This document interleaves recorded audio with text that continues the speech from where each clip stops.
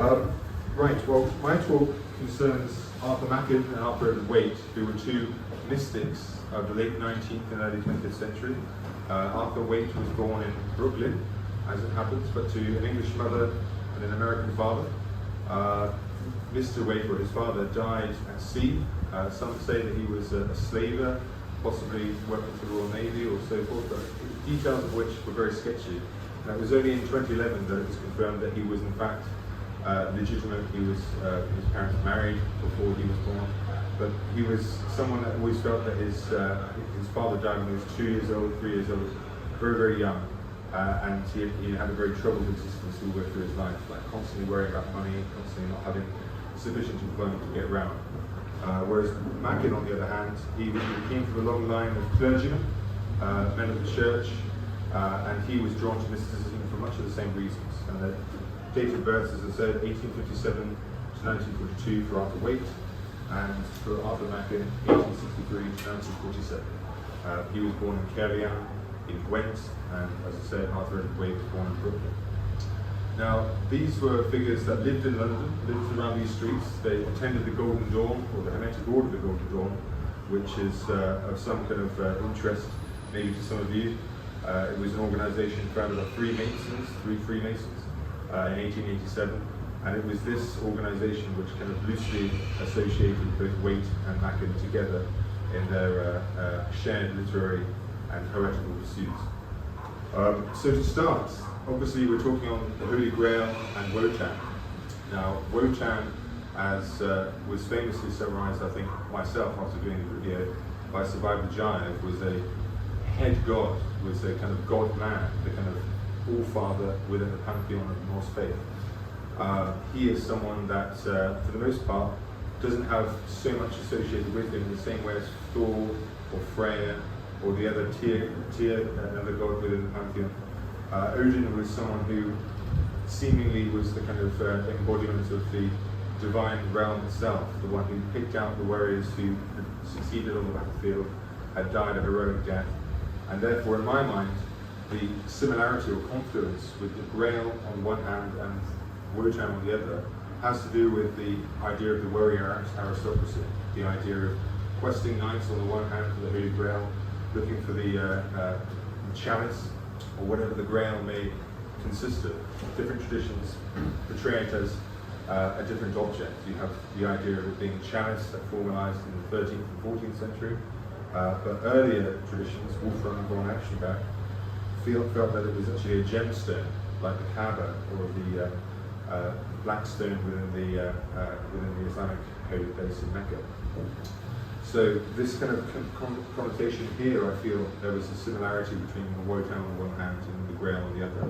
It was an object of religious antiquary, of significance, and it was something which spurred adventuring men to pursue and find it for themselves or in themselves. And but focusing on Arthur Waite and Machen in particular, you have certain texts which they became famous for, like the Hill of Dreams, for instance, 1901.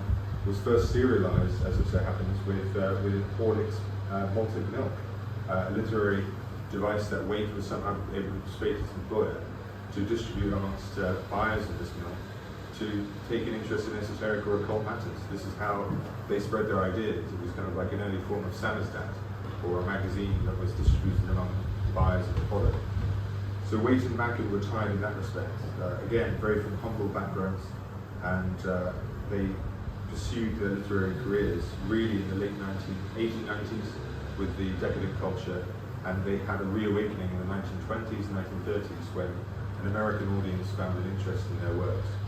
Now, Waite is my interest. I've decided to pursue a PhD degree in the University of London on this subject because he conceptualized the idea of a secret tradition, the idea that the Holy Grail, the idea that the Rosicrucian manifestos, the idea that Martinism in 18th century France all shared a kind of a single origin, a kind of Prisca Theologia, a kind of divine within the religions themselves of the world. And I was curious myself as to how much this had in similarity or confluence with René Guénon's idea about this, like the idea of a primordial tradition that is present within all the religions, but only within a kind of a secret stream as such. And this idea of a secret tradition, only available to initiates, is something that Waite in particular galvanized, and it was a form of his kind of career throughout his life until the day he died. Some of you may be a bit dismissive of the connotation here, because of course, the Hermetic Order of the Golden Dawn was founded by Freemasons, questionable in terms of what their motivations were. There's lots and lots of reference and adulation for the Kabbalah in particular in Waite's work, but a Christianized version, starting with Pico della Miranda, and he goes through and explores all of these things. I think in terms of his bibliography, he obviously had the Hidden Church, the Holy Grail, that was 1909. That came out the same year as his famous tarot, the Waite Pamela Coleman Smith deck, and the Secret History of the Rosicrucians. That was published in 1887, and then it was reserialized again in 1924. And then famously, you also got the history of the history of the Grail, 1922. It's legends and reliquaries, and this is a combination of all of his research, what he's found out, translated from Iranian sources, Indian sources, Basque sources. It wasn't simply confined to the Celtic area, which is often where, obviously, as Machen was, what have you, this tradition comes from. It's a Celtic in his mind, and therefore associated with Wotan, Lu, and the Norse and Celtic pantheons in expense of the Christian. So I wanted to get on to this in terms of what is their commonality? What does Wotan on the one hand, a kind of god of warfare, a god of victory, have to do with the concept of the Grail, which was something that was seen as pious, holy knights sought out for? In my mind, it's the idea of, bizarrely enough, a fisher god or a fisher king, the concept of vegetation or the state of existence of the land and the soil associated with the sacral ruler of the king. We recently had a coronation, and there's many songs that you see within that. The Zadok, for instance, Zadok the priest, I think it was called. And in terms of the kind of ceremony of that, bear in mind he was a Freemason. This is all very significant in terms of what's said, how certain things move around, what their costumes are. You can see a kind of like an element of sacred kingship within the coronation. And this is something that René Guénon, Julius Evola, and indeed Waite, in my view, held as extreme importance. So the Fisher King and the idea of a kind of relationship between the ruler on the one hand and those in which he ruled, an aristocracy, if you will, and a kind of symbiosis of how those two things meet together. A king who's a despot, as Tarquin, the famous last king of Rome, doesn't enjoy the support of his people and so therefore is ousted. But at the same time, you have kings, famously Stuart dynasty, that had a Jacobite claim. They rallied around a certain flag in order to try and fight for their king and return him back, either from banishment or from exile. Now, the significance for me in Thomas Rousel's talk on Wotan had to do with what he considered to be the triple aspect of Wotan. The idea of the high, the most high, and then the highest. And that's the idea of the God-man, the idea of, effectively, as I see it, Christ in a way, Jesus Christ, and the idea of being nailed onto a cross of a tree or a bark. Famously, Odin was said in the Chronicles to be hanged upside down in order to receive his wisdom, and in fact gave his, I think, left eye in order to receive both wisdom and memory in the form of raisins as his companions. Waite does make reference to this in his 1909 tarot, with three cards in particular. That is the Fool on the one side, who's given the designation of 0 within the tarot set. The High Priestess, who's number 2, and finally the Hanged Man. And it's the Hanged Man which I see the greatest kind of similarity or continuity with the idea of Wotan and Christ on the other side. This is two separate traditions, Obviously, the context of the 19th century needs to be bear in mind, like there was a Romanticist movement, old ideas such as the Celtic pantheon, the Norse pantheon, came to the fore once again and became important. And Germans wanted to know about their past, the Norwegians, Swedes, and indeed the English, famously the Welsh as well. Now, there were two sources which I thought was important here. Famously, Wouter Hanegraaff, who was my professor at Amsterdam, wrote an article called The Mysteries of Sex, and this is what he saw Waite's secret tradition really conceptualized around. Divine matrimony, the idea of mystical bonding, and the ecstatic Kabbalah that ensues. And that, of course, has a negative connotation when looking towards his kind of peers and, I guess, companions who were also mystical, famously Alistair Crowley. But his one was much more so focused and concerned with the Christian conception of that. So Pico della Mirandola and his treatises on this kind of thing. Now, there was also another writer by the name of Albie Stone, who was a scholar, who wrote an article called Bran, Odin and the Fisher King, Norse Tradition and the Grail Legends. And this article, I think I targeted in particular, I selected it for the reason that it does see the Norse tradition playing a role within the Grail. And so therefore there's a kind of similarity or symbiosis within both the Norse pagan tradition and the Celtic tradition on the one hand. And it is important to bear in mind that in today's world, we often see these things in conflict. The Christians on the one side denouncing anything pagan, wishing to, I think there was one group, wanted to destroy Stonehenge as a monument because it was seen as pagan. They argue that it was created after the war, in the 1950s. It doesn't have the same kind of antiquary that is associated with Stonehenge. And then, of course, on the other hand, you've got the pagans or the Asantru, the heathens, as they call themselves, which would wish to show our Christian heritage within this country and indeed the wider Western world as something anathema, something specifically Jewish, a Jewish tradition that emerged and mutated with the native faiths of Europe and became this kind of strange, perverse embodiment of this new religion that we now know today as Christianity. I know that the talk that I'm giving will be rather short because we do have rather an issue with the time. This was supposed to start at 7 o'clock, but Alexander Jacob will be talking more about the Aryan religions, and I would like to conclude on that, given the fact that Waite and Machen both lived during the time when these kind of things were very much current. The idea of the Aryan man, Aryan was just another word that was used. Had a specific connotation, hadn't yet been associated directly with a racial connotation or an idea of heroin folk as became in the 1920s and 30s in Germany. It was something that was associated with noble. It was associated with a warrior aristocracy, the Brahmin on the one side and the I don't know the Indian connotation. Kshatriya. There we are. And this is something which Waite in particular felt was significant. He saw himself as a warrior priest. He saw himself as a Templar in a way, which famously the Knights Templar have a kind of an association, however legendary or hypothetical or speculative, with the Freemason movement. This is something which I think he saw as a living tradition, something accessible, something direct. It didn't matter whether you came or were living in London or Lhasa, you could access this. This is something that was accessible only to initiates within a certain kind of school of thought. So poetry was the chief vehicle of Waite and Machen's occult exploration of the Grail.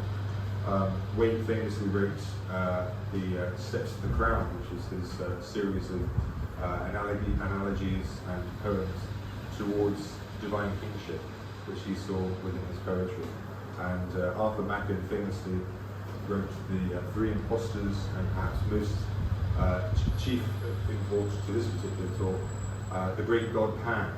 Now Pan, within the late Victorian era, was someone who has a kind of a strange relationship into Odin or Wotan, in the sense that Pan was seen as the progenitor of many of the kings. Famously in the Anglo-Saxon Chronicle, you have kings of Wessex claiming descent from Wotan. And Arthur Machen saw Pan and Wotan as kind of archetypes, if you will, to use the Jungian term, for the progenitors of all the kings of England, but specifically Northern Europeans as a whole. So to finish, I just wanted to say that the most important thing that I would point out here is the fact that poetry and the medium of creativity to create something new was how they saw their medium or vehicle for expressing their ideas, for getting new recruits, for bringing people into the fold. It wasn't so much ancient religious practices like the Chaldeans, or taking interest in various schismatic factions within the Catholic Church, or creating a new kind of pagan religion, as what I think Alistair Crowley attempted within Cephalid off the island of Italy. They were much more concerned with practical matters in the sense of creating new things, bringing a genesis towards something new in pursuit of something old. I don't know how we're doing for time here. This is the first time I've organised a speech like this. And I think that I'll open the floor for questions, and I'll indulge my audience with any questions you have. And maybe after 10 minutes or so, I'll give the floor over to Alexander Jacob, but I'm sure you will be interested here. Please, back. Yeah, so the Grail is a mythos, and it's an object in some sense of veneration, also authority.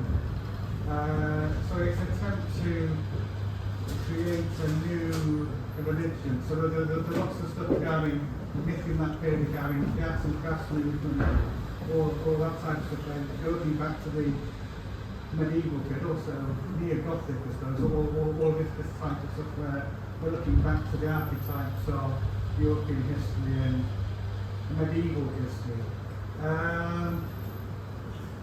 Is that a reasonable summation of it, or what would you add to that, especially in terms of the occult stuff? So you're saying that that's obviously linked to the ritual and the idea of divine and mystery, so it's like a mystery religion The as mystery well. tradition. That's Yeah. it. So what do you say about these specific practices and the occult and spiritualistic side of things?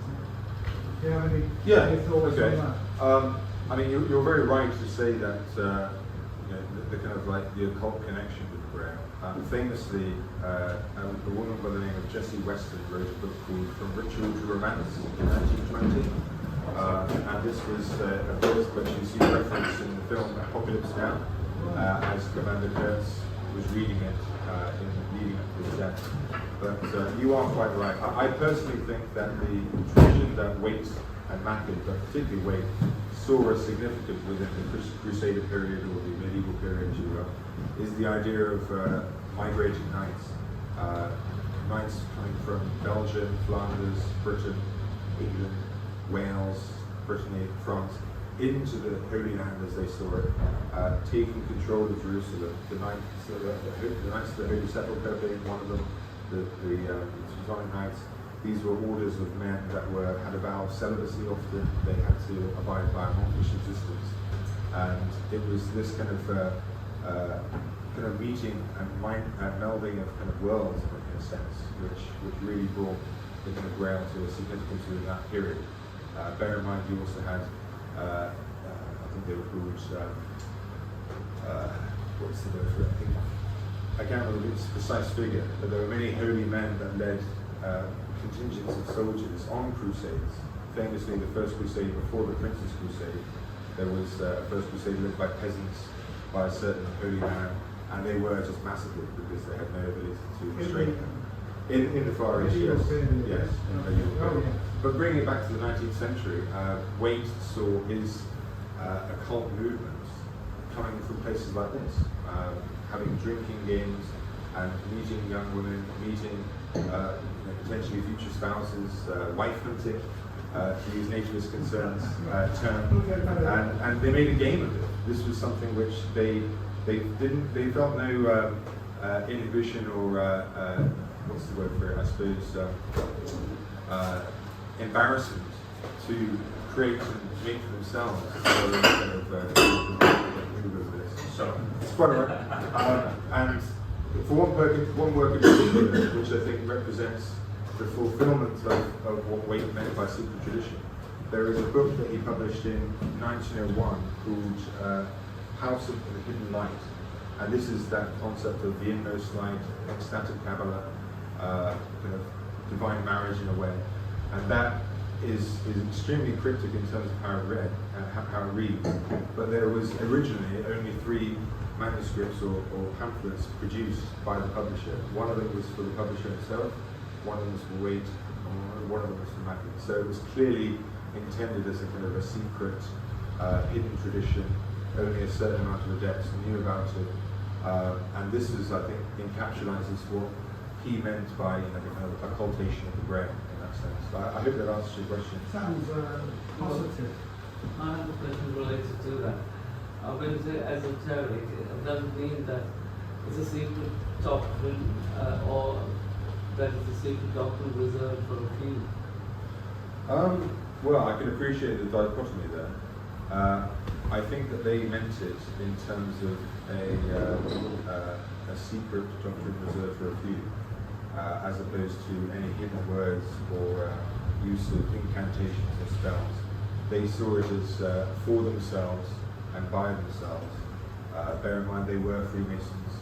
They did participate within the kind of the Grand Lodge, and they were paid members of that body. So that they had that kind of slant to them in that sense. They were part of something bigger. And Waite himself, with regards to the Rosicrucians and the Martyrs, he saw the Masonic movement as a kind of entry school where potential candidates for further mysteries like the Martyrs order, like the Rosicrucian order, could come from. And we were talking about Jacobites and Jacobeans, that is particularly strong in regards to, for some reason, the legitimate branch of the House of Stuart. Robert Moray, for instance, was educated in St Andrews.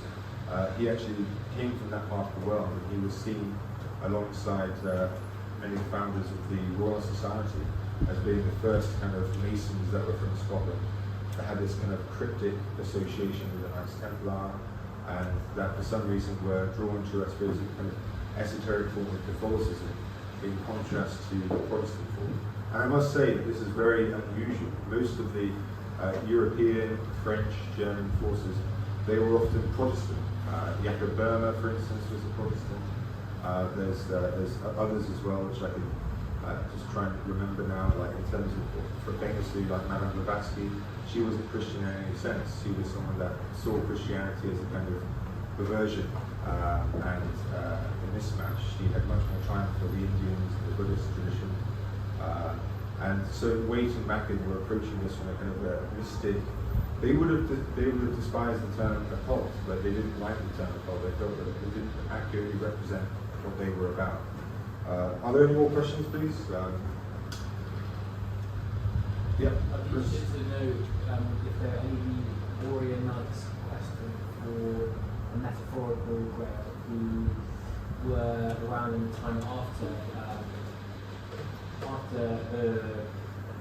in the 20th century, late 20th century, that you particularly admire or notable, or is it a tradition that died? Well, I mean, there are figures. I mean, not specifically in Britain, perhaps, although no doubt there are a few which I'm ignorant of. Guido von List, for instance, had an organisation that was loosely associated with the idea of Knights Templar, famously, and I think specifically in relation to Britain, Aleister Crowley with his OTO, the Oriental. The OTO stands for, I think, the Knights of the Orient, which was translated from Latin. I think it's Ordo Templi Orientis, which is Knights from the East. And that started, I think, with an Austrian man, whose name escapes me now. He was very, very Austrian sounding names. I think he was a nobleman, but and forgive me, I should know who this person was, but his name escapes me now. He was very active. Lebensfeld. Lebensfeld. That's it. Guido von Lebensfeld, I think his name was. He was particularly active, and he did have a racial understanding of the term Aryan. He saw that Aryan man. Many of his ideas and concepts he felt were later adopted by the National Socialist movement. And you have this kind of, at that point went on, the 1910s, 1920s, the Fool Society coming into the fore, which had a decidedly kind of racialized connotation of that term. And they sought inspiration from him. Yeah, but the Nazis suppressed the Fool Society, didn't they? They did. For the same reason that I think the organisation, or rather the Third Reich, didn't bring back the Kaiser. They didn't bring back the idea of the sacred kingship because I personally feel that Hitler didn't want another person around who was also seen as a power figure.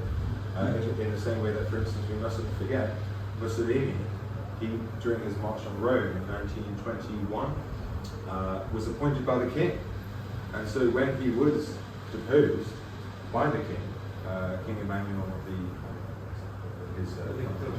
Victor Emmanuel, he deposed Mussolini. He got rid of him, and he was famously saved by the Nazis, brought him back to North Italy. But he had to contend with that royal authority, which challenged his version of Italian fascism. Hitler, I think, didn't want that kind of diarchy with royal authority on the one hand and secular kind of fascist authority coming from himself. Yeah. So Masonry was political. Masonry was indeed political, yes, and I think that Masonry as a whole within the European tradition was not favourable towards kings. In fact, Masonry was political, but National Socialist. Masonry was. That's right. And that answers your question there about why the Fool Society and other organisations. Actually, everything else is a bulk issue. It's a bulk issue which seems to come from mysticism. To a great extent, yes. And I think they got suppressed as well. Well, basically, they got suppressed, didn't they? Yes, it's like, because yeah. I think large numbers of people had no other option but to join the Hitler Youth. You couldn't become a Freemason, you couldn't become any of the other kind of organisations that were clubbish around that time. I think famously the Wonder Vogels, I'm thinking specifically of them, that was a genesis of a group of people that wanted to, young in particular, that were attracted to the ideas of youth and expressing kind of a new sense of what it was to be German in the immediate aftereffect of World War I, which was utterly devastating. People had to pick up and find for themselves what it meant to be this. That was one of the things which I think Hitler, in his ascent to power, wished to capitalise on and to have a monopoly of, and not allow any other kind of form or tendency of that to express itself. Are there any more questions? I apologise if it's been a bit short, but once again, there are some people that arrived late, it's fine. This is the first time that I've done something like this. So if you've got a chance or have something in your head that you want to ask, please don't hesitate. Just what in essence is the Holy Grail type? Well, I think that the Holy Grail is certainly an object of religious devotion, significance. What it could be, whether it was a material object, such as the cup that took the blood of Christ at the crucifixion, who knows? I think that it's almost something which is lost to history. I think that there is certainly an element of that inherent within the kind of body of literature on the subject. But whether it was, as Wolfram von Eschenbach asked, a gemstone or a kind of a ring, if you will, with a kind of a object of that connotation, or whether, as Chris pointed out, that it was purely metaphorical from the beginning, and it's what pious men achieved once they received a certain level of initiation. I think the fact that there are multiple kind of conceptions of this is a suggestion that there's a wide range of possibilities that it could have been, or was, or is. It's not to demean one in preference of the other.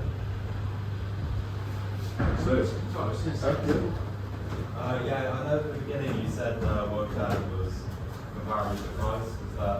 Yes, the idea of the God man. And then is there a kind of pagan equivalent to the Holy Grail? Undoubtedly, sir. When I was fortunate enough to have been in Estonia for Fröhliche Endurance tour that he organised out there, Scans Forum. And I noticed that quite a lot of the attendees, Freudian himself and his love interest out there, had a Mjolnir around their neck. And perhaps the Mjolnir, maybe the spear of Lu within the Celtic or Welsh, Cornish, Scottish, Irish pantheon has a similar connotation. Notice though that they're all weapons. You know, a hammer or something that creates something from metal, steel, base, rare earth. Or on the other hand, with the idea of the Holy Grail, you've got something which is associated, I would argue, with a coronation device. King Charles III, when he was coronated, he had, I think, a scepter, he had an orb, he had a crown, and it was something that made him what he is in terms of what his function is. He was a king, he was an embodiment of monarchy in the form of his person and what he was going through in order to get to that. It was an initiation, in other words, the coronation. Whether he lives up to that responsibility or not, who knows? Spoilers, you won't. But I mean, sorry, carry on. So I was going to say, because I like the idea that, this notion of questing knights is pre-Christian. So Yes. it's like it's kind of always been in the culture, it just appears in different ways. Definitely. I think that others among us would argue that the whole idea of a pilgrimage, the idea, I knew a woman once who went on the path to Santiago, or there's a pilgrimage that we go to Santiago. In my native Cornwall, there's a place called Saint's Way, where people would make their way across from Scotland, from Northern Ireland, from Ireland as a whole, Wales. They would go down through Wales, Cornwall, in order to get to those holy places, and that may well be pre-Christian. In fact, I'm of the opinion that it most certainly would. It's just the whole idea of an armed pilgrimage and the specific holy site with its body of literature, Jerusalem, is explicitly Christian in terms of its connotation. And the whole Crusader period is of interest precisely for that reason. So, is that me sorted? Can we now let the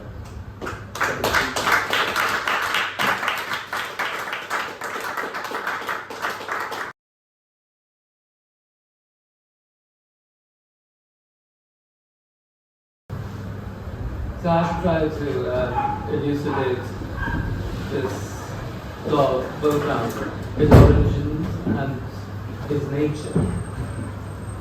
I'll begin with a quotation by Carl Gustav Jung that he made in an article that he wrote in 1936 called Wotan. And I shall read. Apparently everyone had forgotten that Wotan is a Germanic datum of first importance, the truest expression and unsurpassed personification of a fundamental quality that is particularly characteristic of the Germans. Okay, in this article he also proclaims that Nietzsche's rhapsodic appeals to Dionysus should really have been addressed to the old Germanic god Wotan, and that the mass movement of National Socialism was indeed an unconscious revival of an ancient Odinist religion among the Germans. It is, however, doubtful that all Germans were possessed, as he said, at will by Wotan, as he claimed, and it might even be proven that Odinism was not really native to Germany, but was like Christianity after it imported into it from Asia Minor. Furthermore, Jung focuses on only the stormy, orgiastic aspect of Odinic religion and does not attempt to understand the full significance of the god Wotan within the original solar mythology of the Indo-Europeans. I've actually studied this mythology in a book called Atman. I don't know if you have. Anyway, according to Snorri Sturluson, the author of the 13th century prose Edda, the Germans and Scandinavians in fact derived their religion from Anatolians who moved into Europe. The leader of the Anatolians, who are called Azil, was called Odin, which is the Scandinavian form of the German Wotan. in the prose Edda, in the section called Beginning, the primordial man, equivalent of the Indic Purusha, the biblical Adam, Admon in Kabbalah, is called Iliad. And he has a son called Buri, whose grandsons were Odin, Vili, and Ve. And Odin originally lived with Iliad in the elder Asgard. The elder Asgard is the primal cosmos, the heaven and the primal cosmos. It is far above and beyond our universe. Following Sturluson's euhemeristic narrative, euhemerism is when an author depicts the movements of gods as movements of human beings. So Wotan is considered as someone who lived in Anatolia and then moved to Europe. So we may surmise that the originators of the Odin mythology, according to Sturluson, were first located east of the Don, the river in Russia. According to the first section of Heimskringla, which is called Ynglinga Saga, Odin's original homeland was east of the Don River, the river in Russia that flows into the Sea of Azov, which I think you know from the Ukrainian war. The land around the Don Delta was the land of the rivals of the Aesir, and they are called Vani. The Aesir are Asuras, and we call them Asuras, and Iranians call them Ahuras. You have Ahura Mazda, that is the wise Ahura. And the Vani are the Devas, the gods, the Olympian gods. So, and I quote from Sturluson, the land within one of this sphere, the delta of the Don, was then called Vana land, land of the Vani, or Vanaheim. This river separates the three sections of the world. And the region to the east is called Asia, and that to the west is Europe. East of Vana land was Asa land, the land of the Aesir, or Asaheim. And the capital city of Asaheim is called Asgard. So now, this is not the elder Asgard, this is the Asgard of the manifest universe. I'll come to that later. And I can quote a little. To the east of Tanakh in Asia, it was called Asaland, Asaheim, and the capital city, the land they called Asgard. And in that town was the ruler who was called Odin. There was a great place of worship there. It was the custom there of 12 temple priests of highest rank. They were in charge of worship and judgments among people. They are known as Diyar or lords, and they were to receive service and veneration from all people. Now, the earliest cultures north of the Black Sea, those of the Pontic-Caspian steppe, are the Sintashta from 3rd millennium BC and the Andronovo from 1st millennium BC. Both are associated with Indo-Iranians, the Aryans. So we may assume that both the Aesir and the Vani belong to the predominant group, to this predominant group. The battle between the Aesir and the Vani may reflect the beginning of the split between the Indian and the Iranian branches of the Aryan tribes. Since the Iranians, especially by the time of the Zoroastrian reform, worship only the Asuras and consider the Devas as demons. However, the language spoken by the Aesir and Vani may have been the original Indo-Iranian language itself, since the Mitanni, who are attested from northern Syria in the 16th century BC, spoke a language like Sanskrit. In the prose Edda, in the section called Beginning, Asgard is the name of heaven, and is said to have been constructed after the killing and dismembering of that primordial man called Ymir. Odin and his brothers then fashioned the human race out of two trees, a male child called Aska and a female called Embla. The gods and their semi-divine human offspring then fell in Asgard, which is represented terrestrially as being located south of the Black Sea in Anatolia. And I quote, next they made for themselves in the middle of the world a city which is called Asgard. Men call it Troy. There dwelt the gods and their kindred. Asgard is firmly identified with Troy, that is in Western Anatolia and glorified in its opulence. And I can quote, here the earth's center was made that goodliest of homes and haunts that ever have been, which is called Troy, even that could be called the land of the Turks. And in the 13th century, when Sturluson wrote it was Turkish. This abode was much more gloriously made than others, and fashioned with more skill of craftsmanship in manifold wise, both in luxury and in the wealth which was there in abundance. There were 12 kingdoms and one high king, and many sovereignties belonged to each kingdom in the stronghold of 12 chieftains, always 12.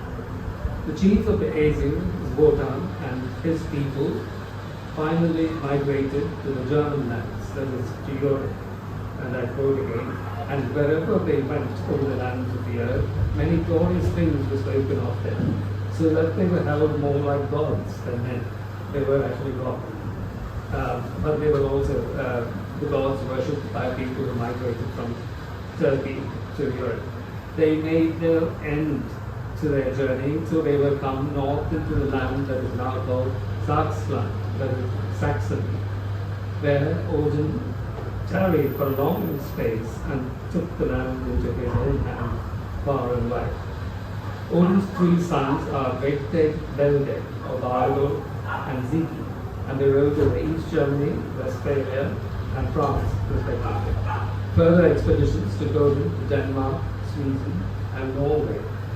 In the process of these migrations, the Aesirs mingled with the local peoples, and thereby succeeded in spreading the language of Asia, or the Aesir. Aesir is the source of Asia, all over Europe.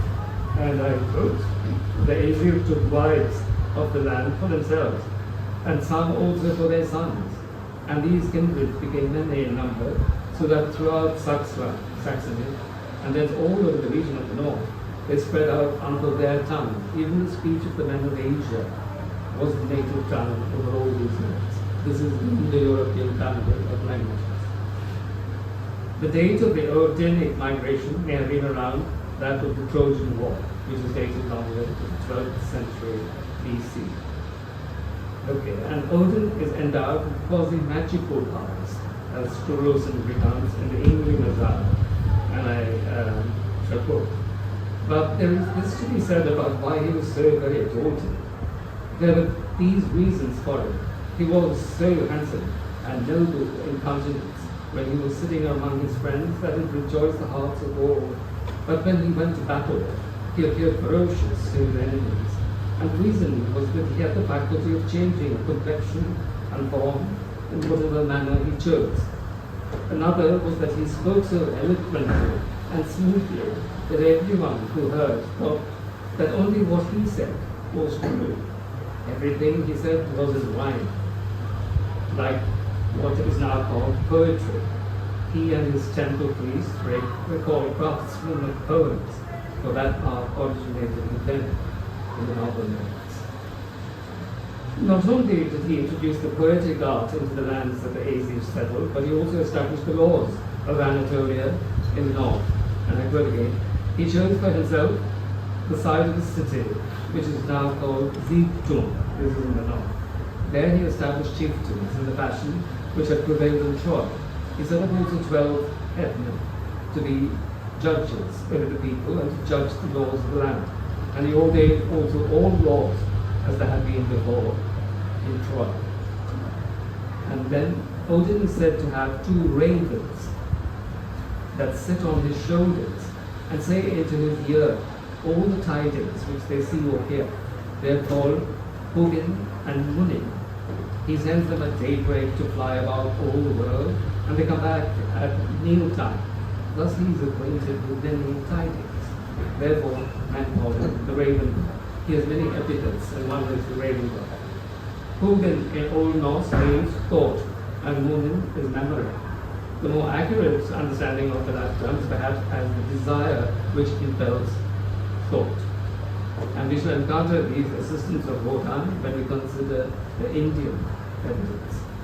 Odin's fellow Aesir include Balder, we know Balder, Tyr, Bragi, Heimdall, Odin, Vidar, and Loki, that is the god of fire.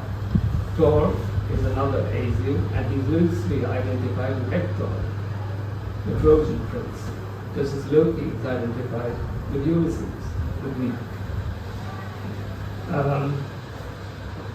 Thor is said to have been brought up in Thrace, which is interesting because that is the seat of the Dionysiac religion. Thor is the same as Dionysus. And in the Ynglinga saga, Thor is represented as one of the Aesir appointed as priests in the northern lands after their colonization by Odin. Now, if we attempt to ascertain the linguistic affinities of culture imported into Europe by the Aesir of Anatolia, we have to choose between the Shaktam, Mitanni, and the Kentum Hittite languages as the two most likely origins, because there are two Indo-European groups in Anatolia. The one in northern Syria and southern Turkey is Mitanni, and they spoke Indo-Aryan. The Hittites spoke Kentum language. I suppose you know there are two groups in the Indo-European Tamilic languages. Slavic, Sanskrit are all Shaktam languages. This is Shaktam for 100. And in the West, there's a Kentum. So there's Kentum languages and Shaktam languages. Mitanni is a Shaktam language, like Indo-Aryan. Hittite is a Kentum language, and is most likely to have been the same as the Anatolians the Snorri Sturluson was talking about. Now, while the Hittites were Indo-Europeans who ruled in Central Asia in the 17th century BC, their religious culture is heavily dependent on that of the earlier non-Indo-European Hattic culture of Anatolia. The local people are called Hatti, and they are not Indo-European. But they all have this more Sumero-Akkadian tradition that spreads eastwards to Anatolia as well. The name Vata, however, of Wotan is reflected in the Hittite divine name Huvatlasis. Huvatlasis is a god of wind. Okay. The collective name Edda for the sacred poems of the Germanic peoples is clearly related to the Indo-Aryan Veda, as well as to the Zoroastrian Avesta. In the Eddic poem, Greek scholar, Edda is given as the name of the ancestress of the human race, who bears three children, Tral, Kal, and Jarl, representing serfs, freemen, and warrior nobles. The protagonist of the poem himself is called Rig, and identified with the god Heimdall. The juxtaposition of Rig, a word signifying radiation of glory, with Edda seems to point to Indic origins, because Rig Veda is the first and the oldest of Sanskritic literature, the first of the Vedas. Further, in the Purusha Sukta, the Rig Veda, as well as the Samanya Vedas, is said to have been formed out of the cosmic sacrifice of the first man. We call the first man Purusha. Purusha means man, but it's cosmic, not us. Who contains within his personal form also the four castes of men, just like Kal, Tral, and Yal. We have four castes, his mouth representing the Brahmins, the arms, the Kshatriya, the thighs, the Vaisya, and the feet, the Shudra. It may be noted that castes in the Germanic literature are depicted as human anthropological distinctions, since trolls are dark-haired, the Kals are red-haired, and the Yals are blonde. Whereas the Aryan castes in India are spiritually based professional divisions of the Aryan people themselves, who all have the same head. Into philosophical Brahmins, warrior Kshatriyas, and laboring Vaisyas, common people. And the three colors associated with the three principal castes, are called Varnas, these are standards, are white, red, and black. And these are the colors of the National Socialist flag. And they are based on the colors traditionally used to represent the three gunas or the three energies, primal energies of the cosmos, Sattva, Rajas, and Tamas, attributed to the Brahmins, Kshatriyas, and Vaisyas. In the prose, Edda, now Gilpatini, of the denuding of guilty, the end of the universe, Ragnarök, is heralded by a long winter exactly as in the Yima story of the Iranian Vendita. Also, the German form of the god of wind, Wotan, is recognizably related to the Aryan Waite, a god of wind. There is more prominently mentioned in the Iranian sacred literature than in the Indic. This may suggest that the Aesir that emigrated from the Anatolian region belonged to the Indo-European tribes before the separation of the Indic from the Iranian Aryans. Furthermore, a trace of the transmission of the earlier religion in the European north to the Sumerians and their Anatolian neighbors may be found in the name of the Eddic ocean god. The ocean god is Okeanos in Greek.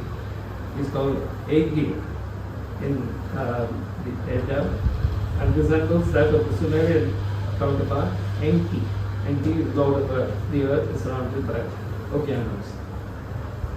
So the Sumerian god of wind is called Enlil. En is Lord and Lil is wind. From Lilith, you know Lilith is wind spirit among the Hebrews. The god of wind, Enlil, is also, as in the Aryan cosmogony, the one who separates heaven and earth. To understand the spiritual identity of the Germanic Wotan, we may briefly consider the cosmological basis of the mythology of both the Germanic and the Indic peoples. I actually studied this in a book called Aryan. At the end of the first cosmic age, we are in the second cosmic age. The supreme soul, called Atman, soul, or Shiva, desirous of creation, assumes immediately an ideal macro-anthropomorphic form, that is the form of an ideal man, as the Purusha, the Adam, the first Adam. But this is ideal.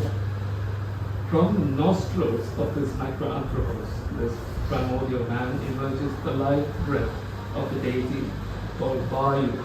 Vayu and Vata are closely related to the gods in India and in Iran. Vata is the source of water and identical to him.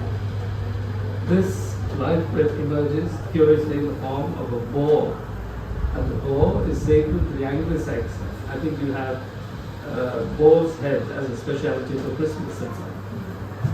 So this is also in the Indian mythology.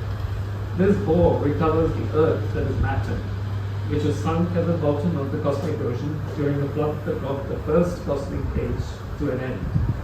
And then the boar impregnates and spreads earth, producing as a result extended earth, Prakriti, Gaia, and its counterpart, which is primal heaven, Uranos, or Dios in India, in a closely united complex. However, the temporal concomitant of rapidly moving wind form, that is Vata, of the supreme deity, is called Kronos, or Kala. And Kronos, as you know from Hesiod's Theogony, that's a Greek poem, separates the united heaven and earth by castrating the Purusha. Since the phallus is the instrument of desire as well as of life.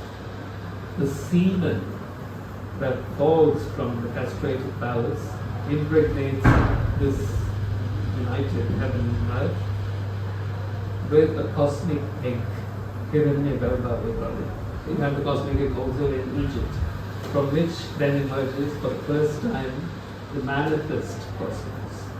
This is the first manifestation of the deity. This is also constituted of earth, crowned with a heaven of divine light and consciousness. This divine light and consciousness is Brahman, and it's the same as the Greek Helios. And the ruler of this primal cosmos is Kronos. Kronos is the same as the god El in the Hebrews tradition. You have El, who is the primal god before Yahweh. And this is the god that ruled the primal cosmos. Now, this manifest Purusha, crowned with effulgent light, is, however, shattered by the persistent stormy aspect of Kronos, who is depicted as sun. And this sun is Zeus. And in India, the son of Shiva is called Ganesha, and forced to descend into the nether regions of the earth. But Zeus and Ganesha preserve the castrated phallus of the ideal man according to the Orphic hymns, by swallowing it. This is why in India, the god Ganesha is depicted with an elephant's head with a phallic trunk. I don't know if you've seen this deity depicted. He's a very popular deity, but he is the same as Zeus, and he has this long trunk. In the underworld, where the Purusha lies moribund, because he's attacked, as the Lord of Earth, this is alien, empty, surrounded by an ocean, okeanos, the stormy and vital aspect of the same force, Zeus and Wotan and Thor, destroy the serpent of material resistance that surrounds the earth and divides its body into the heaven and earth of our universe. This is the first time that our universe emerges. Imbibing the aphrodisiac juice called soma, which is the essence of the desire that caused Uranus to mate with Earth in the primal cosmos, Indra, Wotan, then rejuvenates the Lord of Earth, and the divine palace then rises between heaven and earth into the mid-region of the stars as our universe. The entire universe, informed by the life-giving force of Soma, is now shaped as a tree of life, which is also phallic, of course, whose roots are in the underworld, trunk and branches in the mid-region, and the peak in heaven. We see, therefore, that there are two distinct stages in the evolution of our cosmos.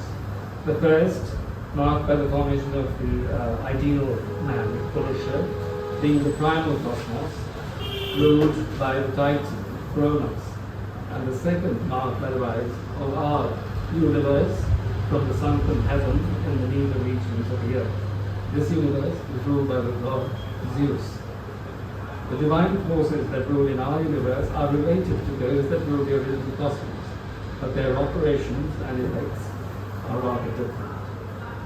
So, considering the original cosmos, the Germanic Wotan may be identified with the Indo-European Waite, who is coupled with Vayu. Vayu and Waite are the same. We worship Vayu, they worship Waite. Is the god of wind. Vayu is closely associated with time, Kronos, in the original separation of heaven and earth.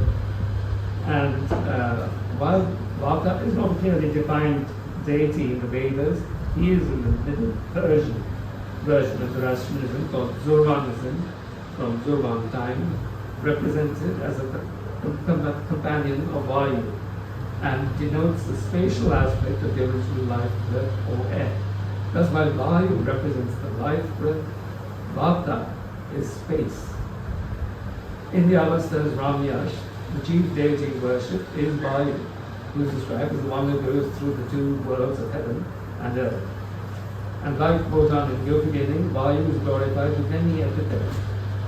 My name is life that crosses over easily. My name is he that goes along hurling. My name is the sharpness of spear. My name is the length of the spear. My name is glory. And so there are many epithets always given to these gods, and these are the epithets of Vata, who is the prototype of Wotan. As regards the cosmological background of the Germanic literature, we find that in the Prose Edda, go beginning again, the mid-region, that is where our universe is called Ginnungagga of our universe, between Muspel, which is heaven, and Niflheim, which is the underworld. Niflheim is the realm of mists, Nibelheim, and that is how you get Nibelungen in Rivendell. The underworld is said to be vitalized by the sacrifice of the first man or giant called Ymir, and he is sacrificed by Wotan and his brothers Vili and Dale. From the corpse of Ymir are fashioned the firmament from his skull, the earth from his flesh, and the surrounding ocean, Okeanos, from his blood. The ocean represents the waters whence the sun of our system will emerge, and corresponds to the Greek Okeanos. The substance of the sacrifice Ymir then constitutes our material universe of mid-region between primal heaven and earth. In the Rig Veda, Purusha Sukta, Purusha is offered as a sacrifice by the gods, and out of him are formed the universe and its creatures. The sacrifice of the Purusha has the result of 3/4 of him remain in heaven as life eternal, whereas 1/4 of him descends to the manifest universe as the creation. The creation itself involves the emergence of animal life, the Vedic hymns, and the castes of men. The moon arises from the mind of Purusha, the sun from his eyes, Indra and Agni from his mouth, and Vayu from his breath. And from his head is formed the sky, and from his feet earth, and while from his navel arises the mid-region. We see that the emergence of the entire universe with its transmitted deities is due to this original sacrifice. In the Vedic literature, the attack on the first man is due to something called Manyu. This is the particular violent rage that is characteristic of Kronos. And it's interesting to dwell on this a little. In the Bundahish, that is the Iranian sacred scripture, Manyu attacks and draws part of the ethereal expanse of heaven into the mid-region, the void. This is the attack of Kronos, where the solar system ruled by the sun will be finally defeated. The text reports that Manyu attacked the sky in its ideal form and dragged it down into the void, so that only 1/3 of the sky was above the station of the stars on the inner side. The void thus becomes the region of the material universe. In the Avesta too, Manyu destroys all. Is there another sacred Iranian literature? Manyu destroys all the pure creation of Ahura Mazda and is considered to be completely evil and counteracts the splendid goodness of Ahura Mazda. Iranian religion is completely dualistic. That is like Manichaeanism. There's good and there's evil, and we are not that way. That is why Devas, that is the gods who rule our material universe, and their leader, who is called Indra, are considered demons by the Iranians. Okay, and I can give you more details of Indra, but that is more related to Indic literature, which you are not familiar with. The kinship of the Germanic Wotan to Manyu may be detected in the preternatural and passionate energy that he imparts to his warriors, the berserkers, in war. And this is confirmed in the England saga. And I can quote, if I can read anything in this life. Odin could bring, yeah, that's good. Can I know this? Of course. Okay. Odin could bring it about that in battle his opponents were struck with blindness or deafness or panic, and their weapons would cut no better than sticks, but his hand went without mail, and as wild as dogs or wolves, fighting their shields, being as strong as bears or bulls. They killed the people, but neither fire nor iron took any effect on them. That is called berserk fury. This is the same Manyu that is related to Kronos in the Indic and Iranian literature. Now we consider the fallen heaven. In the Vedic literature, the manifest cosmos is constituted of a fiery light, which is Agni. Agni is the same Ignis, and in Russia they still say Agon for fire. And is said to have been born or become manifest 3 times as Agni, Vayu, and Aditya. This is our Trinity. First from heaven, then from earth, and finally from the waters, these oceanus, as the sun. It is the second manifestation of Agni that is particularly associated with Vayu, Vata, and Wotan. The first birth of Agni is associated with the heavenly light of the house that is spelled to be under earth. The second birth is from the earth, since that is the location of the fallen heaven. This form of Agni is associated with Vayu and Vata. And the third birth of Agni from the waters is as the sun. In the Brahmanda Purana, another sacred literature from India, the different forms of Agni are presented. The first form of Agni is Rudra, the second is Bhava, the third is Sarva, and the fourth is interesting. It's called Ishana, desire, and he is embodied as Vayu, the wind. And further, the corporeal manifestations of these fiery forms are presented. So the corporeal form of Rudra is called Raudri, the body of Bhava is Apa, the body of Sama is the earth, and the sun is Mars. The body of Ishana, whom I mentioned, is Vata, this is Wotan. And his sons are called Avijnata Gati and Manojava. This is Hugin and Muni. Because Avijnata Gati means of inscrutable movement as portals, and Manojava is rapid as the mind. This is the source of Hugin and Muni. In Adama Brahman's Gesta Amavigensis, this is 11th century document by a Christian, chronicling the pagan religion of Scandinavia. We note the worship of three major deities in the major temple of Uppsala. Thor is flanked by Odin and Freya. Freya will represent Agni in the earth. Odin or Wotan is Vayu in the tree of life. And Thor is the solar force, Aditya, that is the force within the sun. Freya is an epiphalic deity and corresponds to Ganesha and Zeus. I told you about the swallowing of the phallus. And Freya is epiphalic. I think you know what epiphalic is. That is the erect phallus. Because these are erotic or desirable forces that revive the moribund Uranus, heaven, in the underworld. Wotan is the extending force that maintains the erection of the phallus of the Sankalpa Purusha as the tree of life, through which the sun will rise to the heavens. Thor is the rising solar force, corresponding to another son of Shiva called Skanda. We may briefly consider the sunken heaven in the Ningra regions of Earth. In the Sumerian and Indic mythologies, the solar force that is sunk in the underworld of Earth, after it has been castrated by the storm force, is represented by the gods Enki, the Lord of Earth.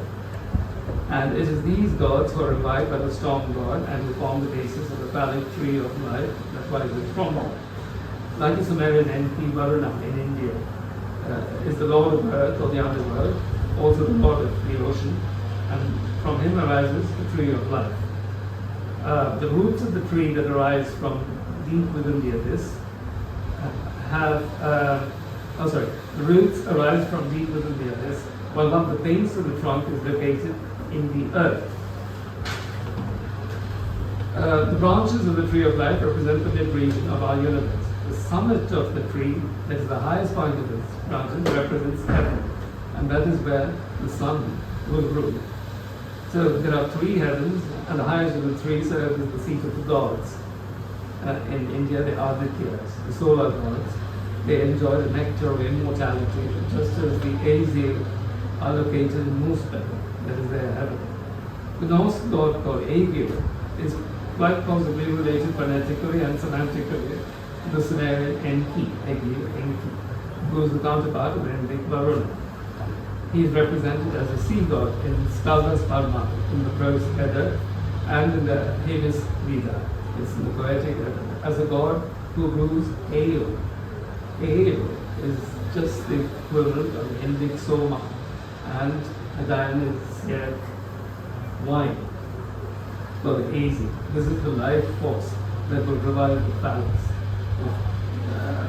of the sunken heaven, so that we have a universe at all. This is Soma, and many people think Soma is some kind of drug that you must find in the Himalayas or something. Anyway, in the Hemis Veda, Aegir complains that he does not possess a cauldron to brew ale for his guests in. The cauldron has a phallic shape, and it's Thor who ventures to obtain such a cauldron from Hymir.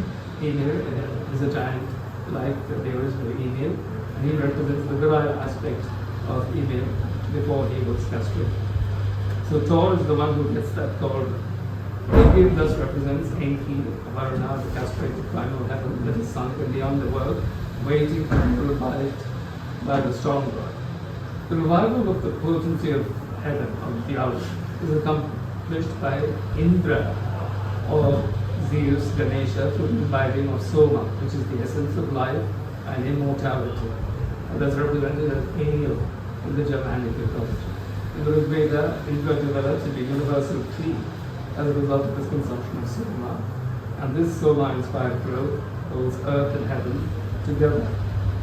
The life of the tree is due to its bearing the sap of immortality. Soma, life is immortal.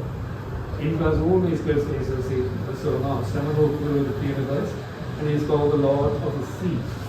Indra is said to combine the sap of life, Soma, to the dwelling of his father, who is the formative aspect of the earth. And at Rig Veda of 3, Indra is said to have conquered his father and borne off the Soma in Deepas thereafter. This reference to the destruction of his father reminds us of the swallowing of Uranus' phallus by Kronos' son Zeus. The tree of life through which the solar energy rises is in Indic literature said to span the entire universe, comprising the three regions of Earth, the mid-region, and the heavens, which are dominated respectively by the three forms that the solar energy assumes in its development in our universe: Agni, Vayu, Aditya. This is our trinity. Agni is said to be the lowest of deities because he is in Earth, and Vishnu is the highest. The first form of Agni would be the equivalent of Freya in the temple of Uppsala, just as Vayu is that of Wotan, and Aditya is that of Thor. Thor is the highest because he's solar. The Germanic name of the tree of life, Yggdrasil, is commonly understood by scholars to be derived from Old Norse Drasil, meaning horse, and Ing, an attribute of Wotans. This is possible since the name of the sacred tree in Sanskrit, Ashvata, is derived from Ashva, horse, and denotes the rampant expansion of the god of wind as the universe.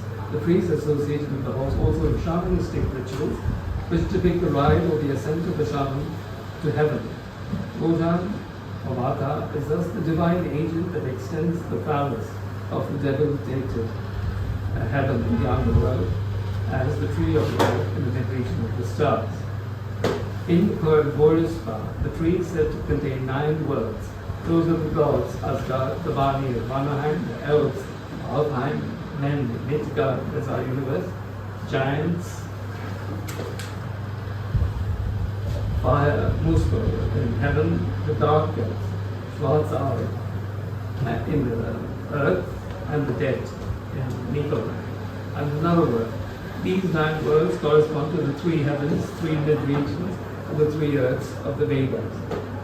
The Germanic Yggdrasil grows sideways, and one of its roots is said to be based in heaven, Muspel, where the gods Aesir hold court, and in one region of heaven called Valaspia, this is Valhalla, is to be found the seat of Odin, whence he surveys the 9 worlds covered by the tree. The second root reaches the Ginnungagap, that is mid-region, where the frost ogres dwell. This region represents the mid-region from which the sun is finally born. The third root ends in hell, that is the word that gives us hell, or Nibelheim, that is the realm of mists, that is Nibelheim also in Bible, which is the earth as well as the land of the dead, the underworld. At the base of this region dwells a serpent, Nidre, and this serpent is all around Earth in Oceanus. So the entire universe comes to be in Midgard, which is our universe, which is the mid-region between heaven and earth, and includes all the stars. Now the Nordic tree also represents the axis from which the sun is born, is made clear in the Grimnismal. This is another Eddic poem that refer to Alva and also 2 horses which pull wearily the sun from here. These horses are related to the solar horse twins that are common in Indo-European mythology, such as the Ashwins in India, the Ashkenai in Baltic mythology, and the Greco-Roman Dioscura. And on the trunk of the tree are inscribed the fates of all human beings by the Norns. The Norns you will know from Richard Wagner. As in India, the destruction of the Yggdrasil, which represents the universe, heralds the end of the cosmic age, Ragnarok, which, however, will be followed by a renewed creation of the universe from life-bearing roots and trunk of the tree. We have noted that the Soma, which Indra, that is Zeus, is infused with while he rises as the tree of life, manifest of the universe, has a Germanic equivalent in the Egil, that Egil is famed for brewing. Thor who is the deity who finds the cauldron in which Egil must brew his ale, represents the rising sun itself that courses through this tree of life. This is, the tree is the palace, and through it rises the seed of heaven, and that is the sun. I can give you more semantic justification for this, but we should proceed. The name Thor may also be related to Taurit, the Anatolian bull god, who is later identified with Tatian. This is Anatolian Hittite mythology. Tatian, as the slayer of Hedamu, is the counterpart of younger Thor, who also battles the dragon, the Midgard serpent. The serpent is called Midgard because it is from the body of the serpent that he fashions our universe. In the prose Edda, the beginning, the Midgard serpent is consigned to the ocean around Earth, which it then encircles. The root of the Yggdrasil tree that reaches to Niflheim also harbors the serpent Nifl, which is the same as the Midgard serpent. Thor has to battle the serpent, which represents Tamas. Tamas is the third quality that I mentioned in India, and that is the lowest form of energy. It's inertia. So he has to kill the serpent because it's sort of sluggish at the base of the tree. Sluggish and also evil in the sense that it has no participation in the moral law of the universe. He has to kill the serpent before he can rise through the tree as the sun. That is why he is typically represented as wielding a hammer, Mjolnir. But the solar force of Thor can rise to the top of the mid-region only within the revived powers of the debilitated Jaws or heaven. The agent, I told you, that extends the prowess of Jaws is the expansive force of Wotan. Thus, just as Wotan may be identified with Indra in the earlier phase of the cosmic evolution, which witnessed the separation of the substance of heaven from that of earth, the second appearance of Indra as the valley tree of life is also associated with Wotan. The tree of life needs to be purified of its passionate chthonic, that is earthly, elements before the sun can rise through it. And the final sacrifice that purifies the tree of life is that undertaken by Wotan himself. In the poem Havamal, Wotan is said to have undergone an ordeal on the Yggdrasil tree that resulted in his acquisition of the knowledge of the magical rules that bear the fates of all men. This ordeal is a self-sacrifice of Odin to himself that repeats in the mid-region the original killing of Emil, the first man, by Odin. And I can quote Havamal if you like. I know that I hung on the windy tree, wind because he is the god of wind. Hung there for nights full 9, with the spear I was wounded, and offered I was to Odin, myself to myself. I took up the runes and forthwith back I fell. Then I began to try it, and wisdom to get. I grew, and well I was. Each word led me to another word, each deed to another deed. This episode is also somewhat similar to Shiva's burning of his erotic aspect, Kama. Kama is love in Sanskrit. In the form of a tree in the Skanda Purana, an Indic sacred scripture, and is clearly a form of yogic discipline. The whole cosmology is derived from yoga and is aimed at yogic exercise and enlightenment. It's true that the Germanic mythology does not exhibit any clear understanding of the yogic basis of the cosmic events it describes and represents these events rather in a fabulous fairy tale form. However, we know that the purification ritual is only the preservation of the glory of the rising sun, Thor.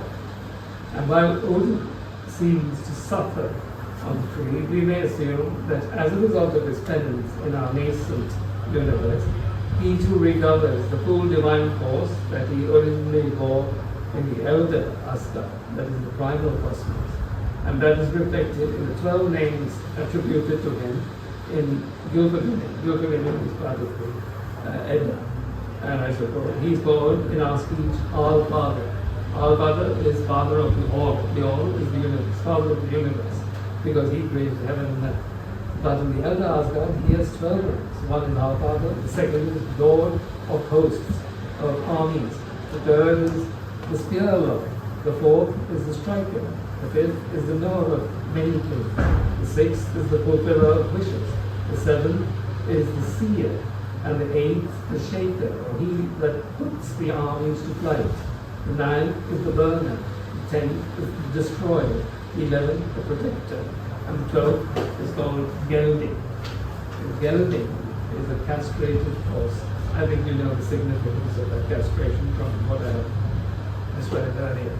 We see that Wotan is a primal cosmic deity whose nature is closely related to that of Vayu and Wotan in the Avesta, and may be associated with the Indra Shiva in the Indian tradition. His primary quality is that of the life breath and of its expansion as space, which results in the primal cosmos, the elder Asgard, in the extension of earth and heaven in the form of the primal ideal man, Purusha, Emil, until the two are separated by Wotan himself and his brothers.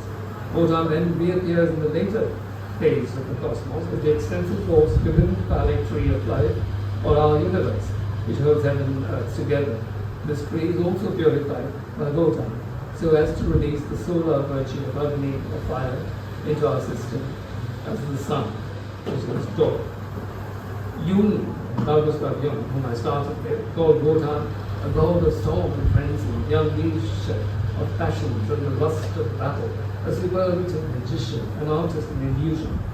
He obviously considered only the martial qualities for the berserkers, and did not imagine that the storms and battles and illusions recounted in the Eddas were enacted on a cosmic stage.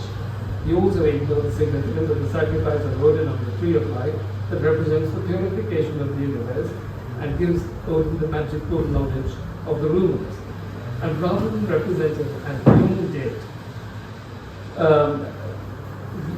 Wotan as a wind that blows into Europe from Asia's vastness, sweeping in on a white front from Thrace to the Baltic, scattering the nations before it like dry leaves. Actually, the original followers of Wotan, seen from Snorri's Turlusson's account, which I have recounted, to have been forces of civilization that introduced architecture and culture, as well as laws, into the northern lands. And that is all I have to say about Wotan. As a coda, I might say that this study of Wotan should give you an idea of the difference between cosmological religion and monotheism, how different these are. But in cosmological religion, which is that of Sumer, you know that Abraham lived in Ur of the Chaldeans, which is in the north of Mesopotamia. So he came from that region but rejected that cosmological religion for monotheism. In the cosmological religions, you have a vivid consciousness of the intimate scientific correspondence between macrocosmos and microcosmos. The original Atman is depicted in his cosmic and universal forms, and also in his microcosmic or human form. And in monotheism, on the other hand, you have the adaptation of just one of these cosmological forces that inform the cosmos and the universe, and that is Zeus as the national god. Zeus is the same as Yahweh. Yahweh is Jove, Jupiter. It's the same god, but taken as the god of the Hebrews. This is a characteristic of Hebrew religion alone, which is derived from the Indo-European. This monotheistic theology is developed with a sole concentration of one deity, the deity that they have chosen as their natural god, to the exclusion of all other cosmic forces. In spite of its references to a transcendental deity, that is, Judaism talks about a transcendental Yahweh or something, it is essentially a socio-political association that is less spiritual in its constitution and in its aims than it is nationalistic and political. that is a conclusion that I added at the last minute to contrast the cosmological religions of the Indo-Europeans to monotheism as developed by Abraham in the north in this matter. Okay, thanks. Questions? Yeah. Okay, a lot of that was very new knowledge for me.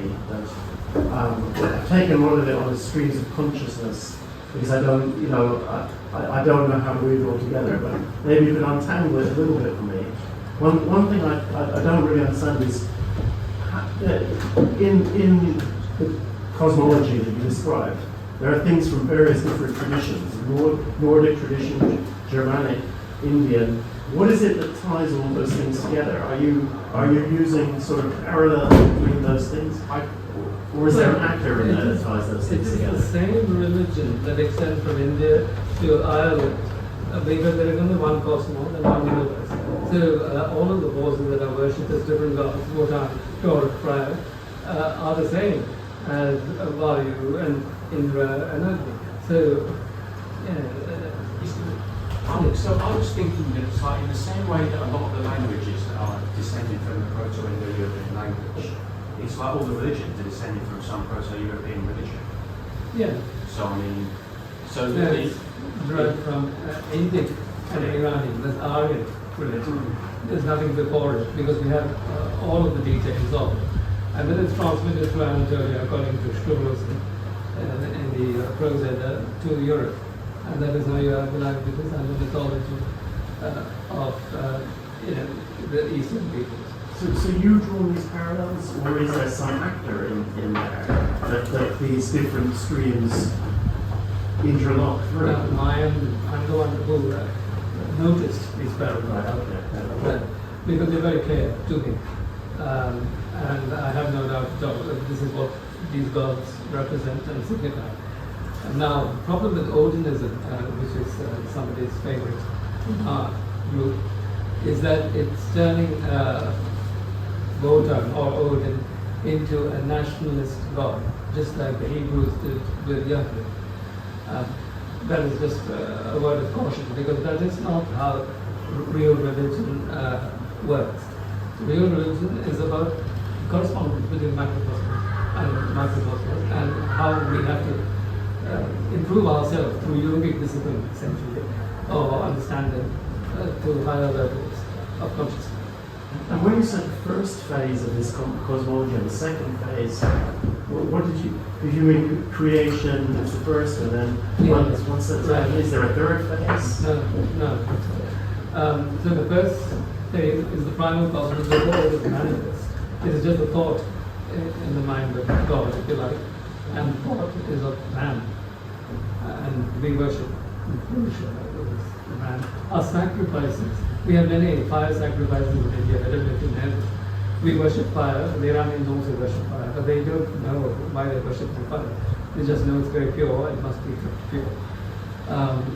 But we have sacrifices which resemble, this original sacrifice of the Purusha and how the Purusha has to be restored in his vitality, and that is the aim of the sacrifice.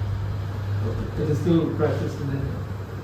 Yes, you say that the Hebrew is like a nationalist god, the monotheism. Yeah. Well, with Christianity and Islam, these are universalist religions that Christianity and are Islam. nationalistic, but it's the same. Islam is much more universal because Islam follows Allah. This is the god El. El and Allah are the same. And Judaism, after the Babylonian exile, was first formed after they came from Babylon, when Cyrus the Great released them from there, liberated them, and let them go back to Israel or Palestine. And then they developed Judaism, which is only a sole focus on Yahweh. And then the injunction is very clear. They tell their readers, every time you see El in the Hebrew Bible, you must understand this is Yahweh, not El. This El is the other cosmological pronoun. Is that associated with Saturn? With Kronos, and Shiva, Kala. He has many others. One is Kala, which is time. Because once you have space extending, when you move from one point to the other, you have time lapse. So space and time develop simultaneously. The Hebrew. So, Judaism. That was originally El who created heaven and earth, Yes. just like Wotan and so on. But now you're not supposed to understand that as another deity, Kronos, but as Yahweh. Yahweh is Zeus, is the other storm. Yahweh is Zeus. Zeus, yes. And Zeus is a storm god, very violent, I told you, in his Peter manifestation. And Yahweh also is very violent in his declarations and his actions. But they're all transferred to Palestine, kill the Canaanites and the Jebusites and Hittites, kill everybody. There's becomes history. I was just going to say, because in a way, one of the things that got Salman Rushdie into trouble is that he was doing a literary analysis of the Quran, and he was saying that Allah might be related to other gods, basically. That obviously is a bit of a problem. He is the primal god. And the Iranians also are somewhat like the Muslims in that they worship only this primal deity, Ahura Mazda. They will not tolerate any of the other gods. Zeus and all are impossible. Indra, the chief of the Indian god, is a demon, Deva. And so it's just like the Hebrews also have only this one god. But that god is not cosmic hell, but it's Zeus, who is transposed. So I remember there was like an esoteric discussion, and there's some Jewish lessons, and he said that it's arguable whether Judaism is monotheistic or mono-altruistic. So mono-altruistic implies there might be other gods, there might not, but you should look. Don't just ignore them. So it isn't. No, it's quite clear. There's nobody else. And Islam reiterates. Islam is derived from Judaism. And Islam will not tolerate the mention of any God, but the original Allah. So they're very fanatic. Christianity is not. It has the Trinity. The Aditya is like God the Father, the Spirit, Holy Spirit, and the Son. Isn't the Trinity just about supposed to be a distribution of the one God rather than different gods? Right. It's like avatars, isn't it? Right, the I'm forces not sure. of the universe. I don't know if they'd approve of that, but it is, isn't it? It is the forces that inform the cosmos and the universe. So, but the forces are not random. They always work in this Trinitarian format. And that is why the Trinity is so important in our mythology as well as in Christianity. Christianity is very peculiar that it has this understanding of the cosmos, but transposed again to a story in Palestine. The crucifixion of one man and so on. But all of that is mythological in its background. It's very peculiar. Islam is like Judaism, Christianity is not. Okay. Well, if you have any more questions, we are both here, and the room is with us until 10 o'clock. So we have. Can I have some Yes, of course.